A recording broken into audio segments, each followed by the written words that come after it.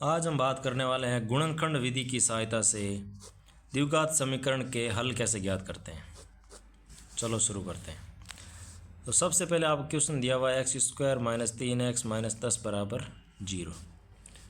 तो question number 1 से शुरू करते हैं। x² - 3x - 10 बराबर 0। अब देखो भाई, ये जो आपको क्वेश्चन दिया हुआ है इसमें आपको x के मान ज्ञात करने हैं और द्विघात समीकरण है, इसका मतलब x के 2 मान आएंगे। तो x के 2 मान ज्ञात करने हैं और विधि यूज़ करनी है गुणनखंड विधि की सहायता से। तो देखो, गुणनखंड विधि में क्या होता है कि सबसे पहले जो बीच वाला पद होता है उसके ऐसे टुकड़े करने हैं कि जोड़ने या घटाने पर तो आ जाए वापस बीच वाला पद, और गुणा करने पर आ जाए इन दोनों के गुणा के बराबर। यानी कि इस समीकरण के अंदर गुणा करने पर तो आना चाहिए -10x², और जोड़ने या घटाने पे आना चाहिए -3x। तो चलो करते हैं इसके ऐसे टुकड़े की जोड़ने पर ये आ जाए x² - 5x + 2x - 10 बराबर 0। अब देखो भाई, 5x और +2x अगर आप घटाओगे तो -3x आएगा, इसका मतलब यह शर्त सही है। उसके बाद इसको गुणा करोगे तो प्लस और माइनस गुणा होगा तो आ जाएगा -5 × 2 कितने हो जाएंगे 10, और x × x क्या हो जाएगा x²। यानी कि दूसरी शर्त भी सही है। अब इसमें आपको करना है, इनमें से जो कॉमन आ रहा है उसको बाहर ले लो और इसमें से जो कॉमन आ रहा है उसको बाहर ले लो। तो यहाँ से ले लिया x बार, तो पीछे बचा x -5 प्लस यहाँ से ले लिया 2 बार, तो यहाँ बच गया x और यहाँ बच गया -5 बराबर 0।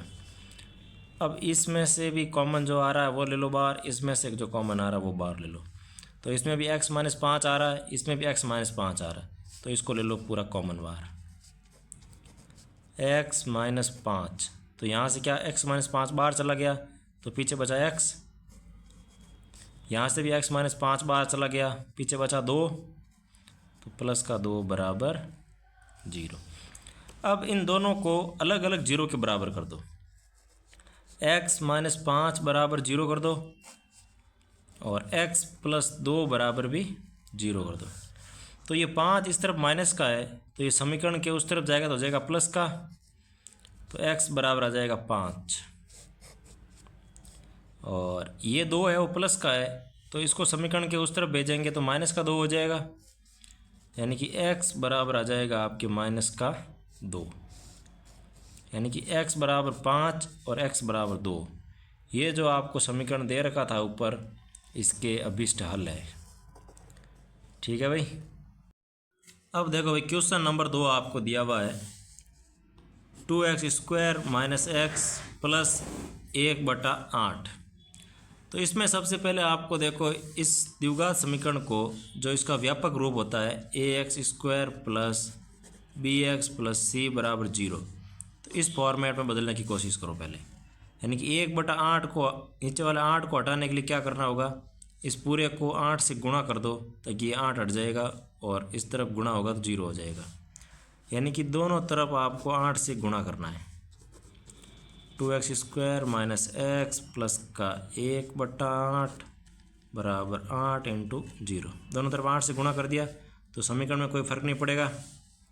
अब देखो 8 से अंदर गुणा करेंगे कितना आ जाएगा, 8 × 2 यानी कि 16x² -8x प्लस 1/8 को 8 से गुणा करेंगे तो 8 से 8 कैंसिल हो जाएगा और 1 बचेगा। इस तरफ आ जाएगा वापस 0। तो अब देखो, अब इसका जो मध्य पद आपको दिया हुआ है 4x, इसके ऐसे टुकड़े करने हैं कि जोड़ने और घटाने पे तो आ जाए -8x और गुणा करने पे आ जाए 16x²। ठीक है, तो इसके टुकड़े हो जाएंगे, देखो आप 16x² -4x -4x +1 बराबर 0। अब इनको जोड़ लो आप, -4 और -4 तो -8x हो गए, और गुणा करोगे तो माइनस माइनस हो गया plus, 4 × 4 16, x × x x square, यानी कि 16 एक्स स्क्वायर आ गया।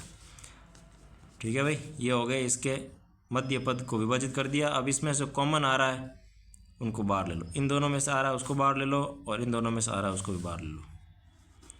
तो यहाँ से ले लिया मैंने 4x बार, तो यहाँ बच गया 4x माइनस का 1, क्योंकि इसको अगर आप तोड़ोगे तो 4x गुणा 4x हो रहे हैं, तो एक 4x बाहर चला गया, तो पीछे एक 4x बच गया और माइनस का 1 बच गया।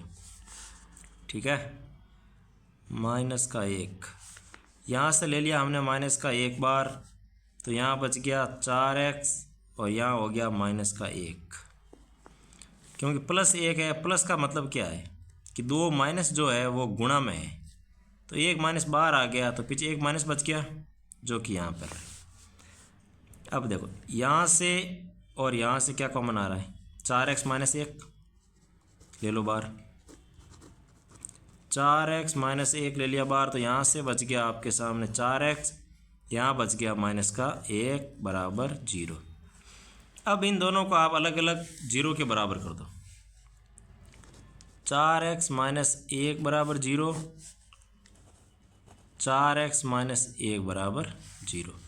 ये एक इस तरफ माइनस का है, समीकरण के उस तरफ गया तो हो गया प्लस का, यानी कि 4x बराबर 1, 4 है वो x के गुणा में है, तो समीकरण के उस तरफ जाएगा तो आ जाएगा भाग में, यानी कि x का मान आ गया 1/4।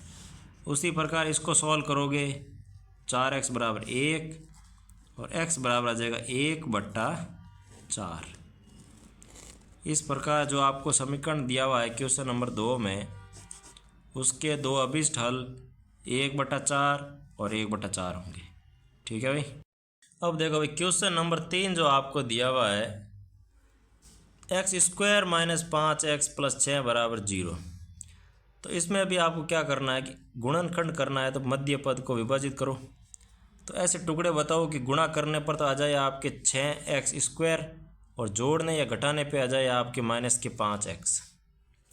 ठीक है, तो इसमें आप ले सकते हैं 3x और माइनस का 3x, इनको जोड़ोगे तो माइनस माइनस जुड़ जाएगा, 3 और 2 5 और x का x। तो देखो भाई x square minus 3x minus 2x plus 6 बराबर 0। अब देखो इनको अगर वापस दोनों को जोड़ोगे तो माइनस का 5x आ रहा है, और गुणा करोगे तो 2 × 3 कितने हो गए 6, और x × x हो गया एक्स स्क्वायर, यानी कि 6x स्क्वायर हो गया। तो इसका मतलब ये जो हमने टुकड़े किए वो सही है। अब इनमें से ले लो कॉमन, आप इनमें से कॉमन ले लो और इनमें से भी कॉमन ले लो। यहाँ से x ले लिया बाहर, तो x माइनस 3 बच गया, यहाँ से 2 ले लो बाहर, तो x माइनस 3 बच गया 0। x माइनस 3 को कॉमन ले लो वापस, x माइनस 2 पीछे बच गए और बराबर 0। अब x माइनस 3 को भी 0 के बराबर कर दो, और x माइनस 2 को भी 0 के बराबर कर दो। ये 3 यहाँ पे माइनस के 3 है, तो इसको मैं इस तरफ भेज दूंगा तो क्या हो जाएगा प्लस का 3। तो x बराबर आ गया आपके सामने 3, और इस माइनस 2 को मैं उस तरफ भेजूंगा तो प्लस के 2 हो जाएंगे, यानी कि x बराबर आ गया आपके सामने 2। ठीक है, इस प्रकार इस द्विघात समीकरण के x बराबर 3 और x बराबर 2 अभिष्ट हल है। अब देखो भाई क्वेश्चन नंबर 4 आपको दिया हुआ है, x square minus 7x plus 12 बराबर 0 दिया हुआ है। तो इसमें आपको गुणनखंड विधि से हल ज्ञात करना है, तो मध्य पद को करना पड़ेगा 2 भागों में विभक्त। तो x square minus 4x minus 3x plus 12 बराबर 0, क्योंकि इन दोनों को अगर वापस आप गुणा करोगे तो माइनस माइनस हो गया प्लस, 4 × 3 हो गए 12, और एक्स स्क्वायर इंटू एक्स हो गया एक्स स्क्वायर, और गुणा करने पे हमें यही चाहिए 12x स्क्वायर। वो दोनों को जोड़ोगे तो माइनस का 4x और माइनस का 3x माइनस का 7x हो जाएगा। ठीक है, अब इसमें से ले लो आप x बार, तो पीछे बच गया x माइनस 4, यहाँ से ले लिया माइनस का 3 बार, तो यहाँ बच गया x, और प्लस है इसका मतलब 2 माइनस गुणा में है, 1 माइनस बाहर चला गया तो 1 माइनस पीछे बच गया। 12 में से 3 गुणा वाले चले गए, तो 3 × 4 12 होते हैं, 3 चले गए पीछे बच गई 4 बराबर 0।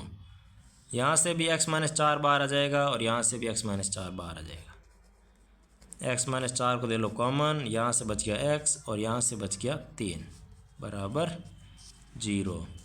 अब इन दोनों को अलग अलग 0 के बराबर कर दो।